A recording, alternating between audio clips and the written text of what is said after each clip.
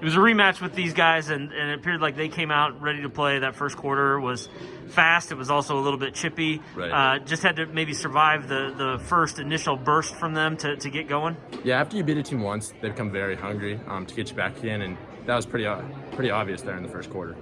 You guys were extremely balanced all night, and Jason Jaden came up with some huge minutes in the fourth quarter, but it was really you and Jarrett that were driving things in those first three quarters. Just one of those nights, again, where you guys were able to work inside, outside, and come up with the right combinations? Right. Yeah, that happens when you have a lot of scorers on a team. When you got 5 guys on a court that can all score, it's pretty easy to find open space. And when Jarrett has 23, I have 22, that's because we can open the space up with everybody else around us.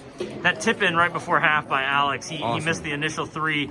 That put you up 7. Was that a big boost going into the locker room? Yeah, for sure. Could you feel the energy in the locker room from that? For sure. That was a great tip by Alex. That gave us a lot of energy coming into the second half.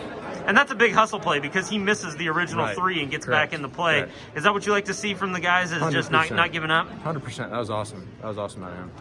Lafayette continued to play, though, late, and they really pushed the pace. Do you think that was the thing that allowed them to stay in it, was just their relentlessness, that every time, even after a made basket by you guys, they were just pushing? For sure. They're a very aggressive team, and when they're aggressive like that, it's kind of hard for us to control the pace that we want to go. So that was pretty aware there in the second half. It looks like you guys have probably locked up the 1 seed at this point. There's a huge game coming up against Smithville.